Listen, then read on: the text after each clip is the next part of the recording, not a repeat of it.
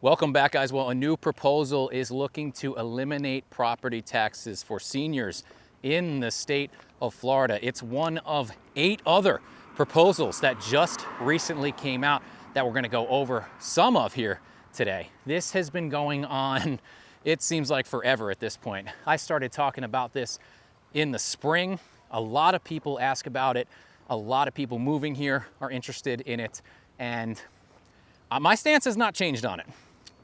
And I don't think theirs has either if you start seeing some of the walking back that they're doing here now. When this was initially announced, it was like, oh, we're going to figure out a way to get rid of property taxes. Okay, that's fine. Where are you going to make up that shortfall?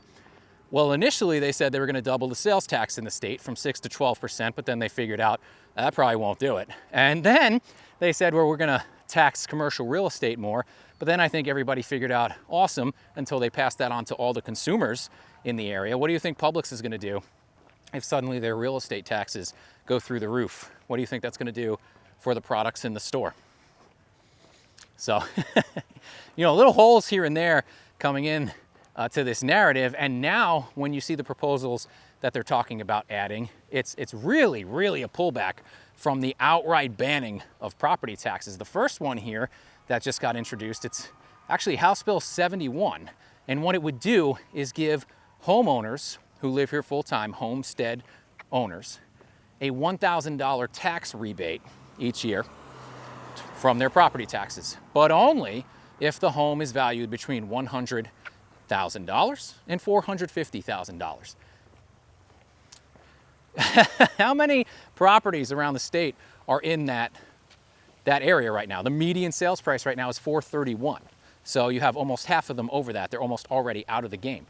And when they start doing arbitrary numbers like that, oh, here's $1,000, that's when I start to really get frustrated, because we already have a system in place that could solve this. It's called the homestead exemption.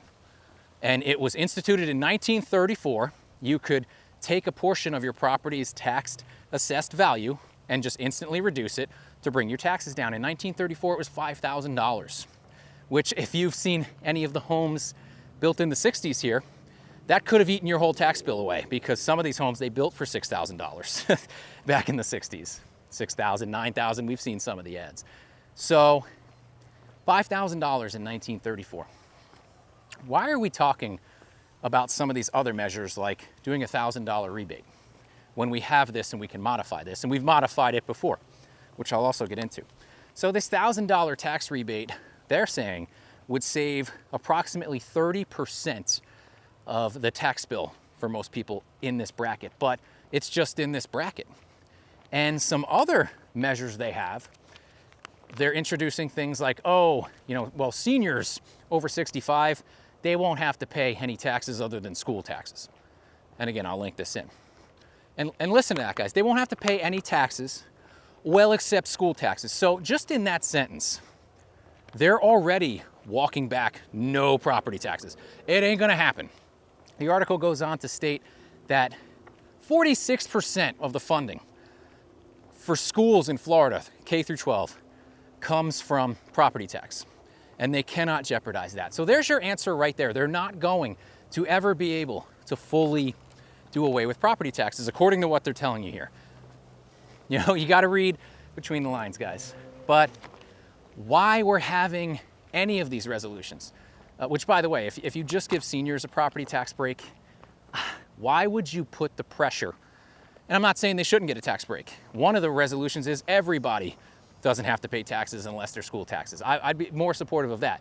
But if you're going to just do seniors, why would you put the pressure on the working class who serves all the retirees here? It doesn't make sense to me.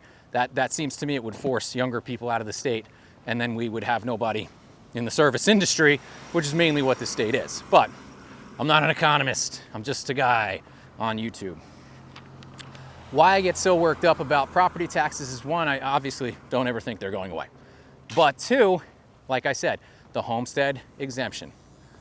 The last time the homestead exemption was adjusted was 2008. You can get $50,000 off the assessed value of your home potentially. And you know what? If you buy a $200,000 house, that sounds great. $300,000. If you buy an $800,000 house, doesn't mean much. So there's my problem with the arbitrary number. In order to be fair and equitable, it should be a percentage, in my opinion, and closer to 30 or 40% like they have on that one example here. Don't see why that's so hard to do. The answer's right there. And we've changed it. It used to be 5,000. It got moved all the way up to 50K in 2008, but we're going on 20 years of no reevaluation on how we're going to give these assessment breaks. Why? The answer's right there. Why are we talking about all this other stuff? What is the point? We have the means to do it. Change the homestead exemption. And even if you double it to 100 grand, I don't think that's going to do it. I think it needs to be a percentage. It needs to be a percentage at the end of the day. Talking numbers, the median sales price for homes in 2008 in Florida was $187,000. It is now 431 grand. And you're still giving the same exemption. At 187, 50K off your assessed value, yeah, it's killer. Sounds great. Sign me up. At 431, not so much. I mean, I'll take it, you know what I mean? So I really can't fathom how all this PR is being spun. And it's hurting, I think it's hurting things because you have sellers here in Southwest Florida that are held on to unrealistic pricing and looking for any reason to keep maintaining that price, whether it be, oh, we're getting interest rate cuts, or everybody's gonna dive in the market, and now it's this. Oh, well, oh no, the other one, everyone's gonna flee New York. But this is now, oh, well, we're gonna do away with property taxes. My $400,000 house is gonna be worth 800 grand overnight.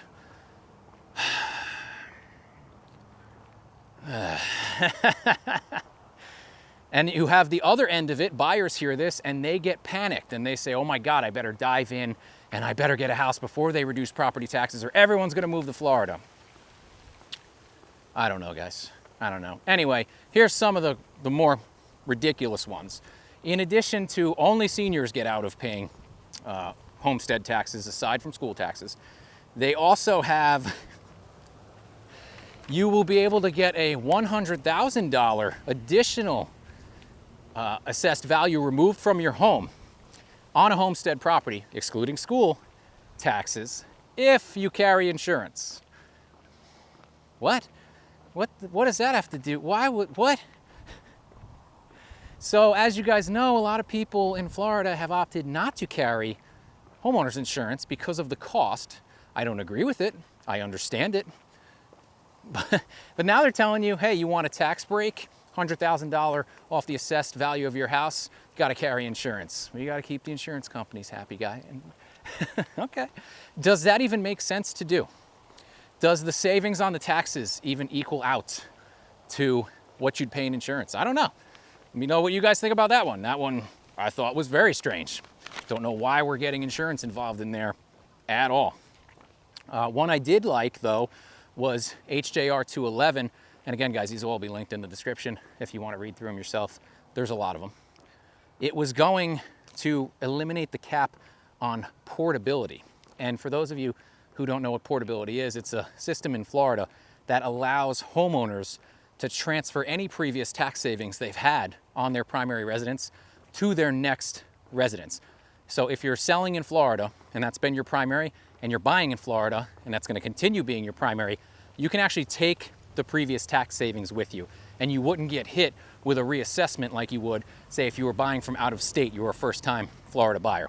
So that has helped a lot of people move within the state, and I would love to see the cap on that removed, because then you can, you know, ostensibly keep your tax bill reasonable while moving to even a more expensive home. It doesn't work if you move to a less expensive home, obviously, guys. You have to buy a bigger home. Also incentivize move-up buying. So I actually like that one.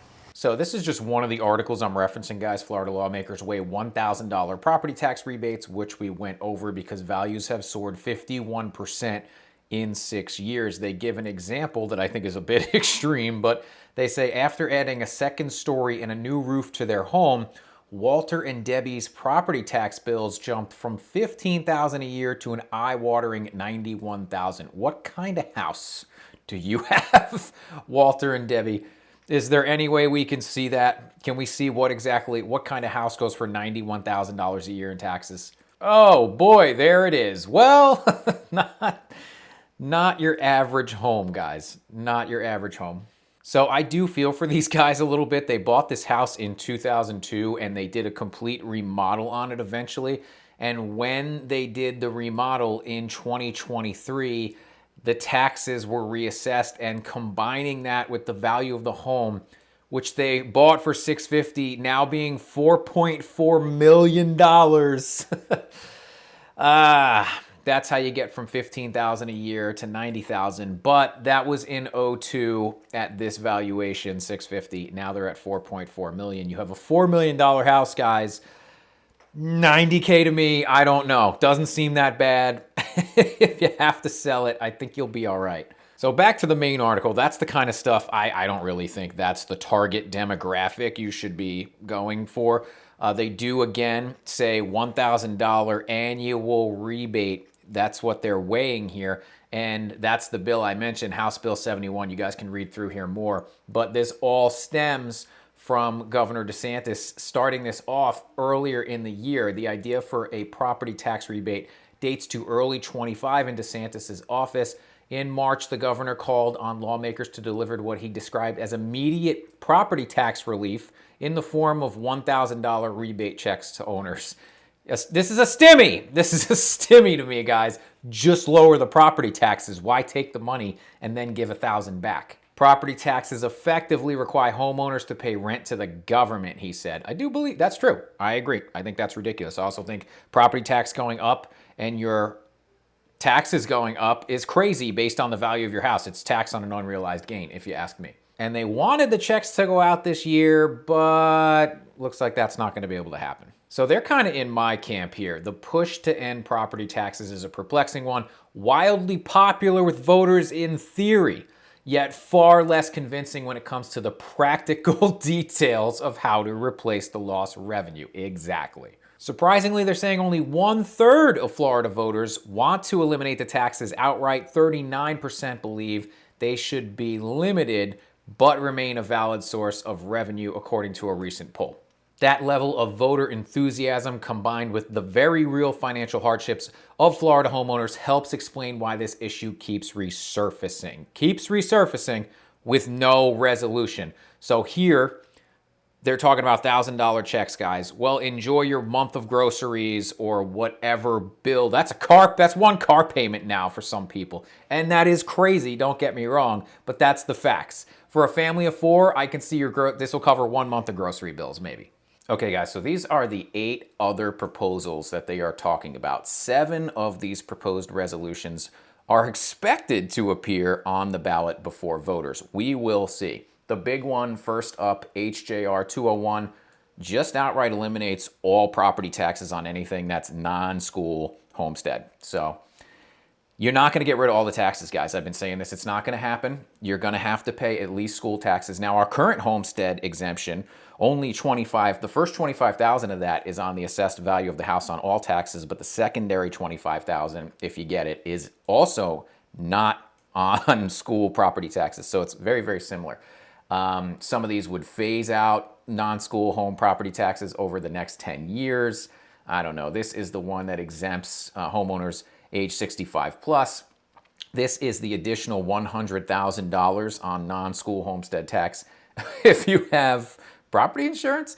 But I think this one, and this is the portability one I just mentioned previously, that's a good one. I think HJR 207 is probably my personal favorite. It's what I'm saying in this video. They're basically stating this is going to create a non-school property tax homestead exemption equal to 25% of the assessed value of the home. So here is where, okay, now I have a $400,000 house. I'm going to be able to exempt $100,000 of that. If I have an $800,000 house, I'm going to be able to exempt $200,000 of that. This one makes the most sense to me, unless you guys are going to go for complete abolishment of property taxes, which again, I don't think is going to happen. But I think everything else here, I don't know, like this, to me, this is the answer. Here's your 25% assessed value exemption. I don't know why that we need to go any further than this or this, really. Here's the 2 options. And I think this just is really muddying the situation all around. But as I said, you're not going to get rid of property taxes completely. There's just no way to do it. And also, guys, this would not include a CDD. If you guys are in a CDD, that's in your property tax bill, but that is not technically that's a separate entity. The eighth proposal, which I am highly interested in, and for some reason would not appear before voters according to this, is HB 215. So it would require a 2/3 vote to raise the local millage rates. I think that's something that people would actually want to be involved in. It will also allow newly married couples to combine their Save Our Home benefits. So that's kind of interesting. I'll have to dive more back into that. But it is worth noting as well, all of these proposed cuts to property taxes, guys, would exclude taxes that fund K through 12 schools. Because like I said, according to the Florida Education Association, they fund 46% of the schools, and it would also, the proposed resolution would also ban local governments from cutting any funding from law enforcement under this. So you're still going to have some sort of taxation, even if you go to zero non-school taxes. It just doesn't make sense, guys. So I think the way, even if we get here at some point, I think the way it's being phrased is disingenuous, and it's giving people the wrong idea. Again, my personal favorite, just give us 25% off the assessed value, and let's call it a day. All right, guys, that's going to do it for me today. If you like this video, give me a like, share, subscribe, and I'll see you next time.